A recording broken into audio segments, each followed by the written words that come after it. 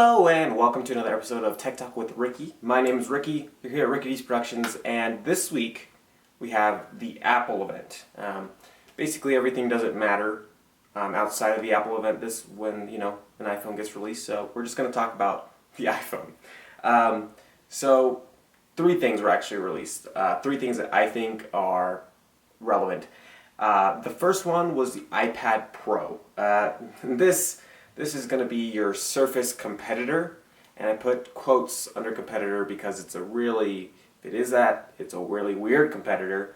It's starting at $799, which is pretty expensive for what it's running, and it's running iOS 9, so it's not like a touch version of Mac OS, it's just iOS 9, so it's just a bigger blown up version of that.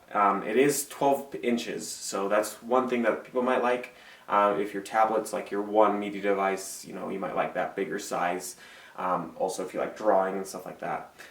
Going along with that drawing, there is a stylus that was released with it, and it is called the Apple Pencil. That one's starting at $100, and it's just basically a stylus that works with your iPad. I'm not really sure if it works with the other ones, but I know for sure it will work with the iPad Pro.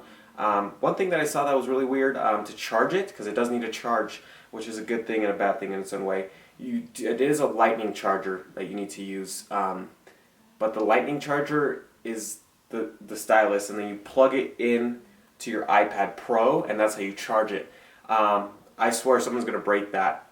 Just going to snap that right off whenever they're messing around with their iPad, because just having something jutting out with a small little connection inside is never a good idea. One cool thing that is going to come with this is with iOS 9, obviously some of the iPads are getting the double windows, so you can have like your mail app open, some other app open at the same time. That is going to be coming with this. That is a very good decision they did.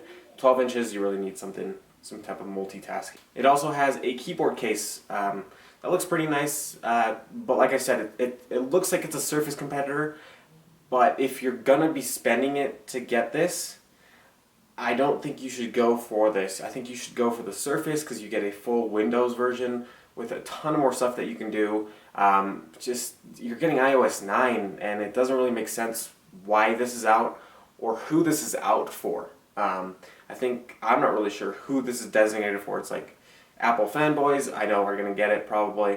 They have enough money. But yeah, I'm not really completely convinced of this device, and I don't think I ever will be, just because it is running a mobile version of an operating system, and why would I want that when I can get for the same price a Surface tablet's running a full version of a desktop. Next thing is the iPhone 6s. So the S line of every iPhone generation is really an iterative upgrade. It's not really a big design upgrade or anything. It is getting iOS 9, obviously. It has a new A9X processor, which is, I think it's supposed to be twice as fast as the A9 that was in there already. You do have a new 12 megapixel camera that can record in 4K. Which is really nice. Apple's always really good with their cameras, and now they're actually bumping up the resolution, bringing 4K. Really awesome. There is also this new thing that records a live photo when you're taking a picture. It's basically just takes a video for like a couple seconds while you're doing that picture. It's cool, I guess. I don't really understand the point of it, but yeah. Another new thing is 3D touch, which is force touch. So basically you touch it, and the amount of pressure that you put on it, it can determine that.